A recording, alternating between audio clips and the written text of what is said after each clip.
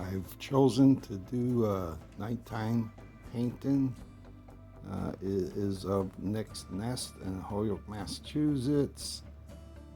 I started with my usual acrylic blocking, and because it's a nighttime painting, it's a majority of black tones, gray, with the storefront lit up in neon signs. It gives it some bright pop out front.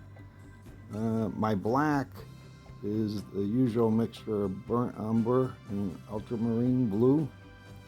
And for those of you that don't know it, most artists will use this because ivory black, other blacks will tend to crack over a long period of time. So it's best to use and make your own black mixture. The sky tends to lean a little more towards the ultramarine blue. The grays in the building just leaning a touch towards burnt umber.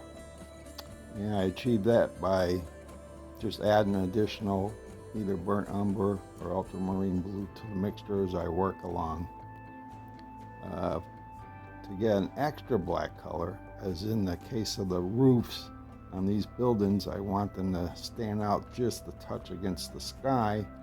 I did add ivory black, which is a safe way of using ivory black. If you're going to use it in conjunction with other colors. In this case, I mixed about 25% ivory black with my ultramarine burnt umber mixture.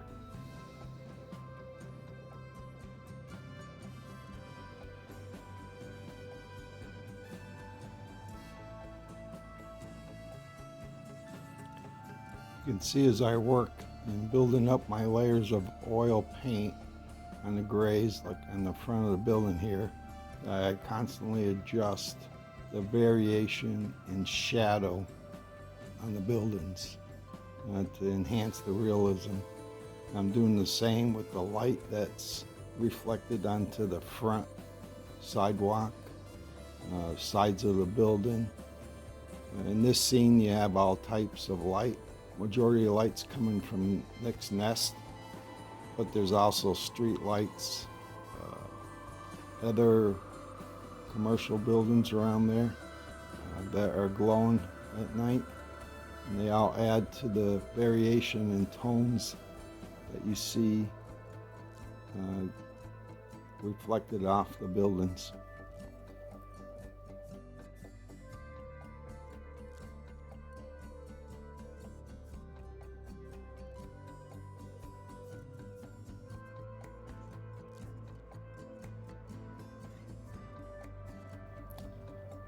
Here I'm starting to layer in CAD red medium and mixed with CAD yellow to get the glow of those neon lights.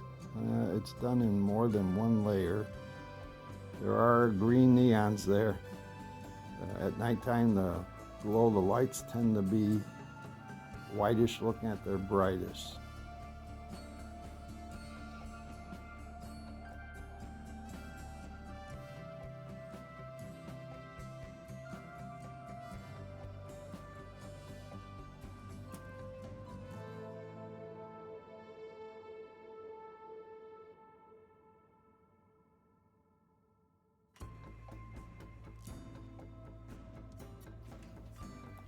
And I'm starting to add detail to the storefront parts of the building.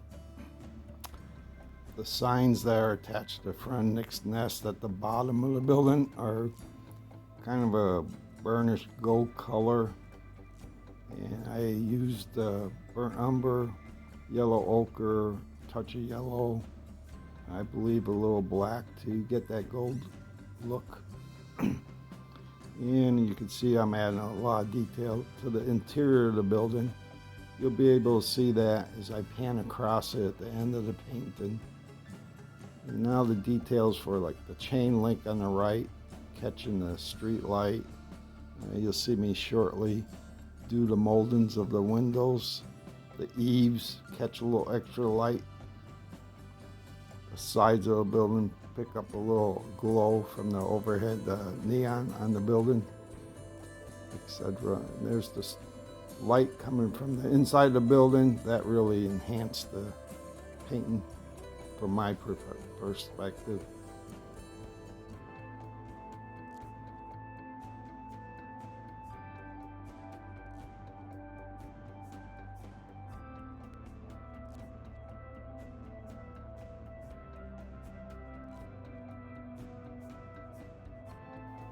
And I'm finishing up now, adding final touches to the overall painting. Here, I'm trying to create perfectly straight lines to the curb, to the eaves of the building.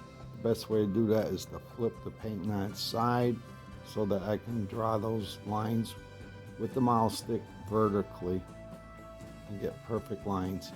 And here's the final product. You'll see that detail on the interior of the store in a minute. There's two individuals sitting in that store. This painting is finished. I hope you enjoyed it. Please like and subscribe. I'll see you in the next painting.